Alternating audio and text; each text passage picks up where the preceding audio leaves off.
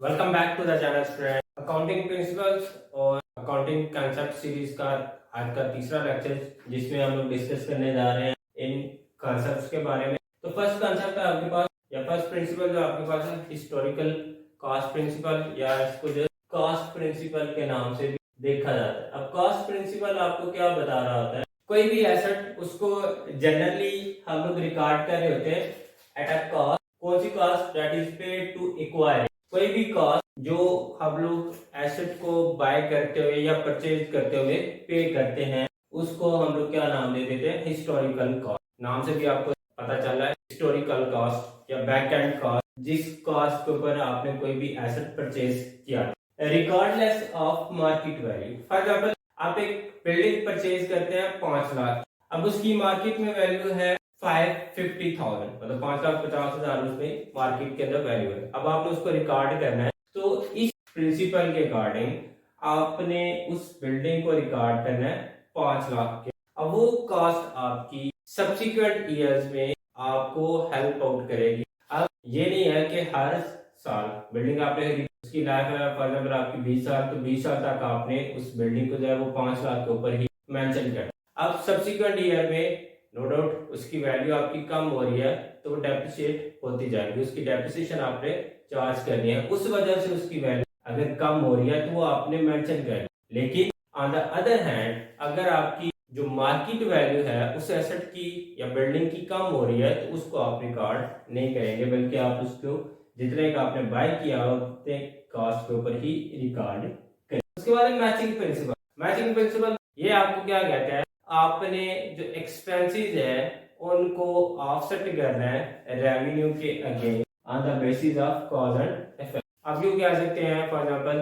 कि जिस ईयर के आप एक्सपेंसेस कंसीडर कर रहे हैं, उसी ईयर का आपने रेवेन्यू भी कंसीडर कर। जैसे एक्रूअल कॉन्सेप्ट की बेसिस के ऊपर, अगर फॉर एग्जांपल 2022 का आपका कोई एक्सपेंस है, वो आप पे कर रहे हैं 23 में जाके, लेकिन वो एक्सपेंस आपका हुआ कब है?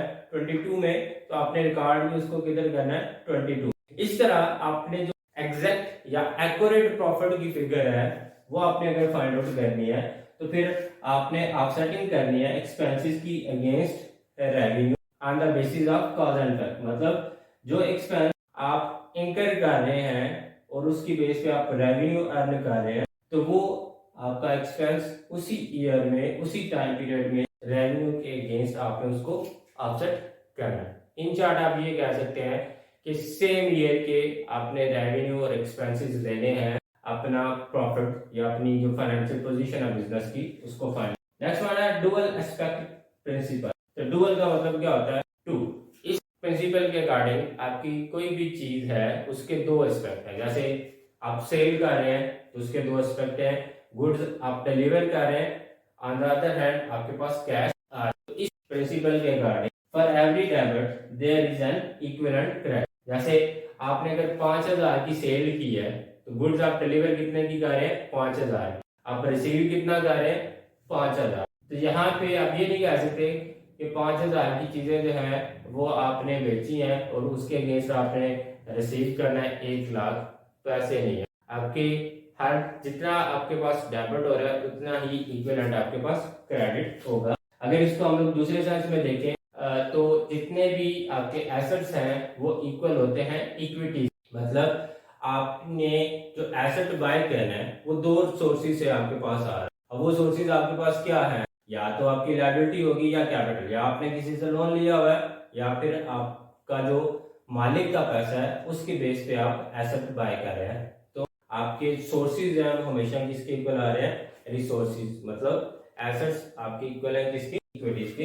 ये कंसेप्ट हमें बता रहा था डुअल एसेट। उसके बाद मटेरियलिटी। अब मटेरियलिटी क्या होती है? कोई भी आइटम या कोई भी चीज जो फाइनेंशियल स्टेटमेंट जो है उसका इस्तेमाल करने वाले के डिसीजन को चेंज कर रही है, वो आपके पास मटेरियल। जैसे यहाँ पे क्या कह है? An item is material if the knowledge of item might reasonably influence. जो इन्फ्लुएंस कर रही है या चेंज कर रही है decision of financial statement use. तो फाइनेंशियल स्टेटमेंट का जो यूज हो रहा है उसका अगर डिसीजन इन्फ्लुएंस हो रहा है, चेंज हो रहा है किसी आइटम में कमी पेशी की वजह से, तो उसको हम लोग क्या कंसीडर करें कि वो आइटम हमारे पास क्या है?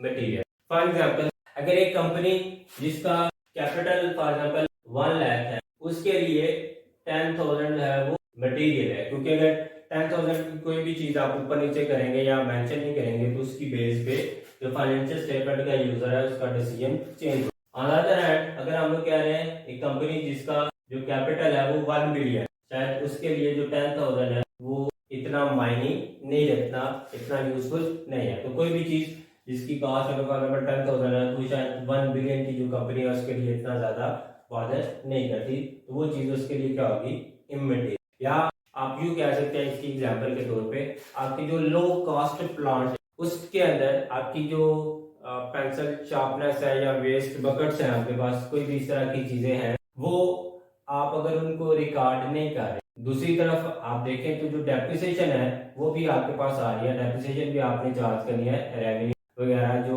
आपने यहाँ पे अभी मैचिंग प्रिंसिपल डिस्कस किया उसके का। तो शायद जो वेस्ट बकेट्स हैं या पेंसिल शार्पनर्स हैं या इस तरह की जितनी भी कास्ट हैं वो अगर आप बैलेंस शीट के अंदर या स्टेटमेंट के अंदर शो कर रहे हैं तो वो एक माइनस की वैल्यू, अब उसकी बेस पे जो फाइनेंशियल स्टेटमेंट का यूजर है उसका डिसीजन शायद चेंज नहीं होगा। तो उसकी बेस पे हम लोग ये कह सकते हैं कि जो लो कॉस्ट प्लांट्स के अगेंस्ट आप पेंसिल शार्पनर्स या वेस्ट बकेट्स या इस तरह के माइनर एक्सपेंसेस हैं वो आप अपने पास जो है वो रिकॉर्ड नहीं भी करते तो वो आपको ऐसे कोई भी आपके लिए प्रॉब्लम क्रिएट नहीं कर रहे। तो ये हमारे पास होता है मटेरियल। लास्ट पे है प्रूडेंस प्रिंसिपल या फिर कंजर्वेटिज्म।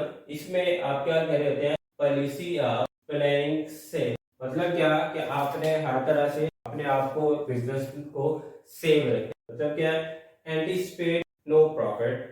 अगर आपको श्योर भी है कि कुछ देर के बाद या कल या एक वीक के बाद आपको रेवेन्यू मिल रहा है तो आप अपने पास रिकॉर्ड नहीं करेंगे, शायद जब उस दिन तक आप पहुंचे तो आपको मिले ही न। But provide for all possible losses, आपको शक भी पड़ गया शायद मुझे कल लॉस हो सकता है तो उसके लिए आपने प्रोविजन क्रिएट करनी है, मतलब अपने आप को सेव रखना है। अगर वो लॉस आपका हो भी जाता है तो अल्टरनेट आपके पास कुछ ना कुछ रिसोर्सेज हो कि आप उस लॉस को सफर कर। तो ये आपके पास होता है कंजर्वेटिज्म या प्रूडेंस प्रिंसिपल। आपने प्रॉफिट जो है उसको एंटिसिपेट नहीं करना, उसको अपने पास रिकॉर्ड नहीं करना जब तक वो आपको मिल नहीं जाता। लेकिन ऑन द अदर हैंड अगर लॉसेस हैं वो अगर आपको शक भी पड़ रहा है तो उसके लिए आपने प्रोविजन क्रिएट करने, जैसे बैड डेट्स है आपके पास, अगर आपको थोड़ा सा आइडिया हो जाता, शक हो जाता कि शायद मुझे फलाना जो कस्टमर है वो पे नहीं करेगा, तो आप अपने पास वो प्रोविजन क्रिएट कर लेंगे। तो इसको हम लोग क्या कह देते हैं, प्रूडेंस प्रिंसिपल और कंजर्वेटिज्म। तो स्टूडेंट्स ये थे हमारे अकाउंटिंग प्रिंसिपल। तो यहाँ आज हमारे अकाउंटिंग प्रिंसिपल जो हैं वो वाइंड अप हो गए। उम्मीद है ये वाली चीजें आपको